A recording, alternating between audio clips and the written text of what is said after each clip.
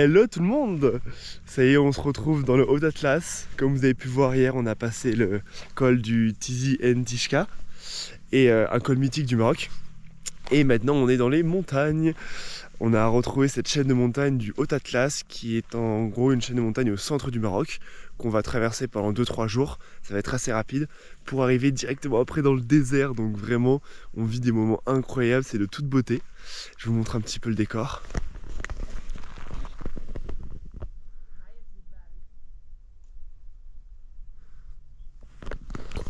Donc c'est la première fois au Maroc qu'on dort dehors en bivouac sauvage. Jusqu'à présent on avait dormi exclusivement en camping ou en hostel, des petits hôtels vous savez pour jeunes. Parce que il faut savoir quand on fait du bivouac sauvage, connaître son terrain. On savait que c'était pas propice, c'était pas une bonne idée de dormir dans les autres régions. Dehors il y avait toujours partout du monde, les terrains étaient trop découverts, on était trop visibles. Donc voilà, il faut savoir s'adapter. Maintenant qu'on est dans les montagnes, on retrouve un peu plus de nature, du coup plus facile de planter nos tentes, plus facile de trouver des coins sympas où se poser. Donc ça nous fait trop plaisir de ressortir les tentes, enfin. Et voilà. Du coup là on passe le Haut Atlas, comme je vous ai dit, cette magnifique chaîne de montagnes, et on va arriver de plus en plus dans les territoires berbères. Alors qui sont les berbères? Ce sont les populations locales, les populations qui étaient là depuis la nuit des temps au Maroc, on les appelle les berbères. Et c'est aux berbères que sont venus se mêler du coup les arabes. Et ces deux populations maintenant qui cohabitent extrêmement bien, qui s'entendent très très bien. Donc les arabes et les berbères au Maroc. Et là on va arriver du coup dans des régions où il y aura beaucoup plus de berbères, beaucoup plus de villages et de cités berbères. Donc c'est les villes que vous allez voir qui sont magnifiques, entièrement orange et rouge, qu'on va traverser dans la journée. Profitez bien! Alors il faut que je vous parle un peu plus des berbères quand même, parce que pendant la suite de la vidéo vous allez en voir beaucoup, vu qu'on a beaucoup traversé leur territoire. En fait les berbères c'est la population du coup, comme je vous disais, qui est millénaire dans ce pays, qui a toujours été là. C'est une population qui vit beaucoup dans les montagnes, dans le désert, donc on les voit surtout avec des habits, des grands habits en laine, en tissu, qui couvrent tout leur corps pour les protéger du soleil, pour les protéger du vent, et pour surtout tenir la fraîcheur à l'intérieur de leurs vêtements. Donc je vous expliquerai un peu ça par rapport à la gestion de la chaleur dans le désert. Donc c'est des grands vêtements, et c'est des gens qui sont très attachés à leur tradition, donc il y a encore des très beaux vêtements partout. Ils confectionnent eux-mêmes encore beaucoup de produits, de vêtements traditionnels, tout ça. Et c'est des excellents musiciens, vraiment. Partout où on a pu aller, on a souvent été accueillis et ils ont souvent joué devant nous. C'est des groupes d'amis qui se réunissent du coup avec des djembés, des tam-tams, qui sortent la guitare, qui jouent ensemble, c'est magnifique, qui sortent le luth des fois. Donc c'est vraiment des expériences incroyables. Ça c'est au niveau de la musique. Et du coup pour vous parler un peu de leur histoire, parce que c'est super intéressant. Par exemple le terme berbère, j'arrête pas de les appeler les berbères, mais ce mot, ce nom, vient des Romains, donc vient du latin. En fait, les Romains, pendant longtemps, ont envahi et ont dominé les Berbères du coup au Maroc, et ils les appelaient du coup les barbares. Berbères, c'est un nom qui est resté, mais eux-mêmes, en tant que peuple, en fait, ils s'appellent les Amazighs. Donc c'est super intéressant. Et aussi au niveau de leur histoire, après la domination romaine, il y a quelques temps où ils ont été dominés par les Vandales, mais c'est plus rapide. Ensuite, vers 700 après Jésus-Christ, il y a eu du coup les Arabes qui ont conquis en gros beaucoup de pays, donc l'Égypte, la Tunisie, et l'Algérie et le Maroc. Donc ils sont arrivés au Maroc, ils ont envahi le Maroc, et ça a duré que quelques temps la domination arabe, mais ensuite les deux populations ont très bien cohabité. Les dynasties suivantes, donc les rois suivants, les sultans suivants ont été berbères principalement. On parle de la dynastie Almoravide, Almoraade, etc. Donc c'était des berbères à nouveau qui dominait le pays, tout en restant en fait très proche des Arabes. Du coup les deux populations étaient dans le pays. On voit bien que les coutumes sont différentes entre les deux peuples, les habits sont différents entre les deux peuples, on le voit bien, mais sinon au niveau de la culture c'est maintenant assez une culture globalisée entre les deux. Les Marocains sont soit arabes soit berbères, mais ils sont marocains en soi. Et tout ce qu'ils ont en fait en commun, c'est surtout la religion maintenant, musulmane, mais on trouve aussi du coup des juifs et des chrétiens du coup au Maroc. Et il y a une très très bonne cohabitation du pays, du coup à l'intérieur de ce royaume qu'est le Maroc, parce qu'ils sont tous très attachés au fait que ce soit un royaume. Donc c'est super intéressant ça à voir. Donc voilà un peu au niveau du point pour leur histoire, et là vous allez vous régaler parce qu'on traverse la chaîne de montagnes de l'Atlas et on passe par beaucoup de vieux villages typiques berbères, qui sont des villages millénaires.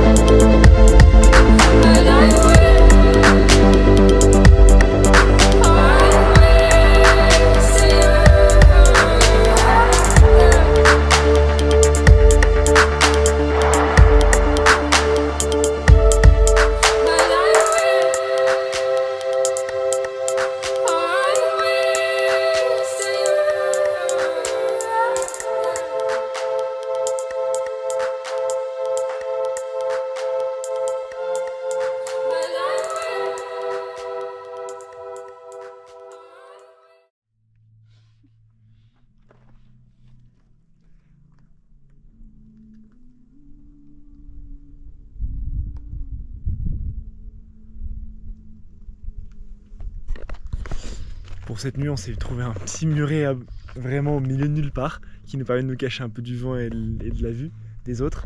Et on est juste au milieu du désert, donc on va pouvoir mettre les tentes tranquillement ce soir et profiter de la vue.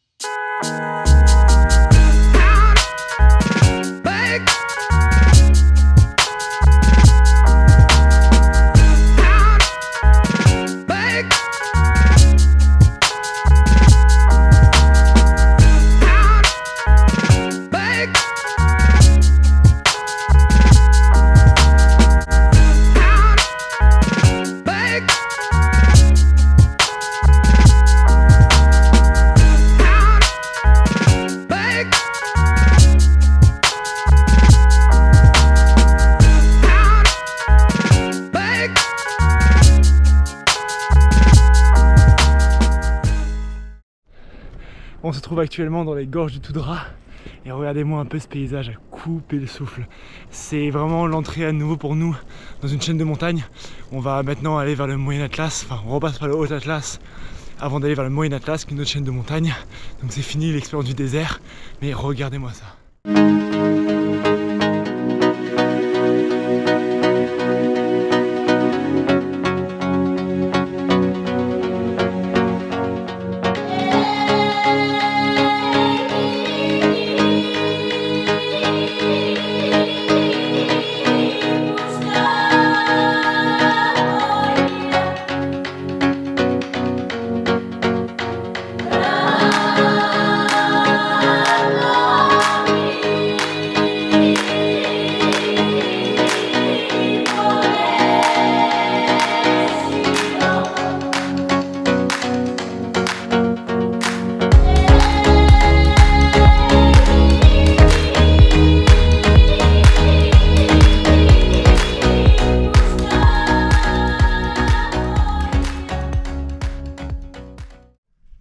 Après j'aimerais bien aller aussi, mais je sais pas si on peut y passer.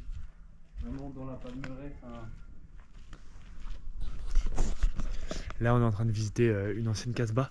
En fait les casbahs c'était les anciennes cités de l'époque. Donc vous aviez le seigneur de la région, le caïd, qui vivait ici. Dans cette casbah qui est une sorte de petite fortification de quelques mètres de haut où tous les habitants du coin pouvaient venir se réfugier si besoin. Il y avait la place pour les troupeaux, la place pour la vie, il y avait toujours un puits. Et ces petits espaces, petites casbahs, en fait, il y en a énormément dans les régions montagneuses. C'est très très beau à visiter. Mais elles sont principalement laissées à l'abandon maintenant pour des habitations légèrement plus modernes. Et elles sont restaurées seulement par ceux qui veulent en faire des petits hôtels pour accueillir justement les voyageurs comme nous. Mais sinon, la majorité du temps, c'est des endroits abandonnés. Et du coup, là, on est en train de visiter une ancienne casbah.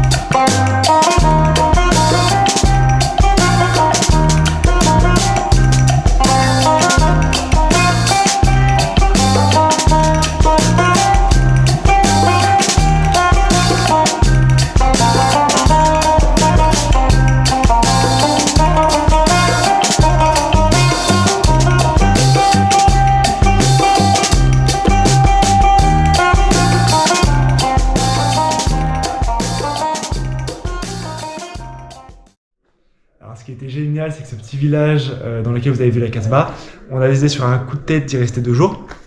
On a partagé des moments de vie incroyables avec les Berbères, que ce soit culturellement ou au niveau culinaire aussi. À nouveau de faire un échange où on a pu cuisiner avec eux, cuisiner pour eux.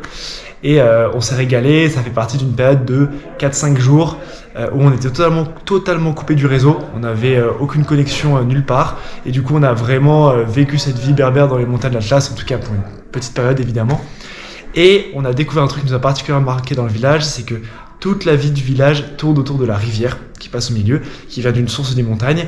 Et ça fait quelques années que la rivière est totalement sèche. Donc les enfants, faut vous imaginer que là où avant ils nous racontaient qu'ils pouvaient nager et avoir de l'eau jusqu'aux hanches, il n'y a plus aucune goutte d'eau, et c'est très différent là-bas que pour nous qui avons accès à l'eau en permanence.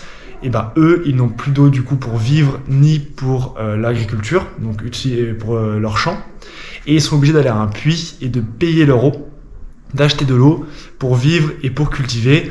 Et quelques temps après, on a aussi rencontré un autre monsieur qui nous expliquait que au niveau de ses plantations, cette année-là, il n'avait plus du tout d'eau, du coup, enfin il avait presque plus d'eau, du coup il a eu juste suffisamment d'eau pour irriguer, donc nourrir en eau ses arbres, pour faire survivre ses arbres, mais il n'a rien pu planter au niveau du sol. Donc on voit à quel point on est inégaux par rapport au dérèglement climatique qui cause ces assèchements de rivières, et qu'il y a des villages qui sont beaucoup plus touchés que nous, pour qui tout le fonctionnement du village est totalement modifié quand l'eau s'épuise.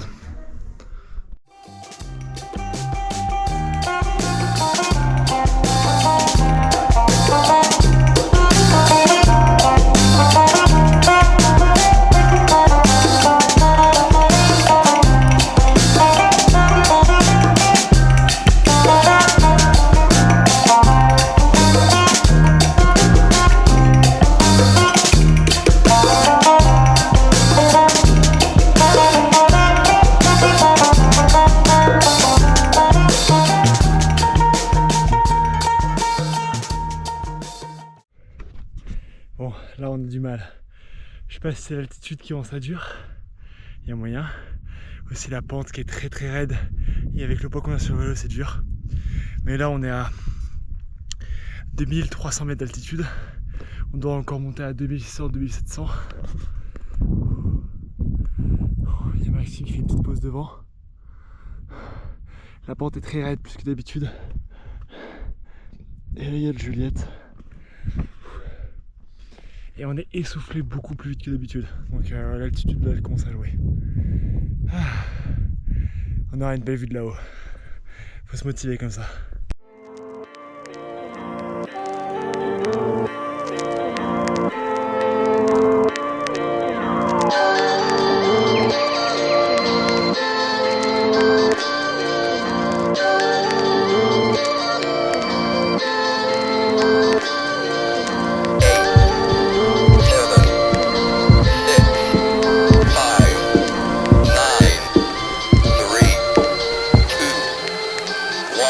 Hello.